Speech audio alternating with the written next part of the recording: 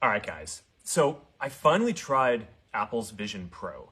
And, I have to say that before this, I expected that Quest would be the better value for most people since it's really good and it's like 7 times less expensive. But after using it, I don't just think that Quest is the better value. I think that Quest is the better product, period. And, the different companies made different design decisions for the headsets. They have different strengths.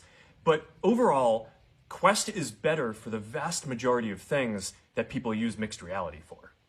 Now, my friend Kenny is actually capturing this video on Quest's high-resolution mixed reality pass-through right now. We're just here in my living room, and you can see his browser windows and whatever else he's got running up here. So yeah, Quest 3 does high-quality pass-through with big screens, just like Vision Pro. But we also designed it to be great for a lot of other things, moving around, playing games, hanging out with friends and socializing, working out, and more. Quest, I think is just a lot more comfortable. We designed it to weigh 120 grams less, which makes a really big difference on your face. There's no wires that get in the way when you move around. It's a big deal. Our field of view is wider, and I found our screen to be brighter also. I also noticed that Apple's headset has this motion blur as you move around, which Quest is just a lot crisper. Now, Apple's screen does have a higher resolution, and that's really nice. But I was surprised by how many trade-offs they had to make to the quality of the device and the comfort and ergonomics and other aspects of the display and artifacts in order to get to that.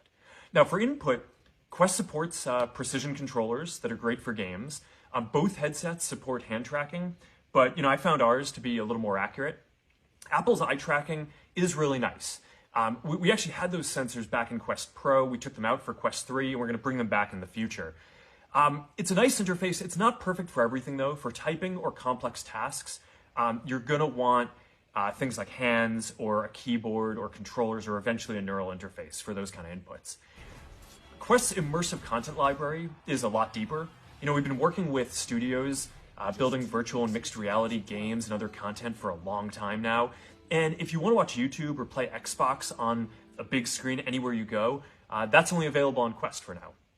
So, when I look around, it seems like there are a lot of people who just assumed that Vision Pro would be higher quality because it's Apple and it costs $3,000 more.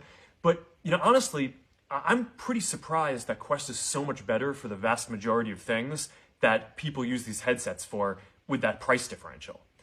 Now, look, I know that some fanboys get upset whenever anyone dares to question if Apple's going to be the leader in a new category. But the reality is that every generation of computing has an open and a closed model. And yeah, in mobile, Apple's closed model won.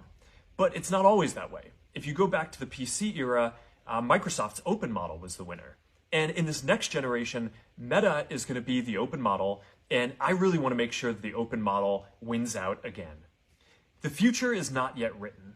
So, I want to take a moment to just thank everyone who's been building with us for more than a decade. That goes for both Quest and the Ray-Ban Meta glasses, which are doing way better than I even hoped that they would. As the old saying goes, the best way to predict the future is to invent it. So, I'll see you all out there.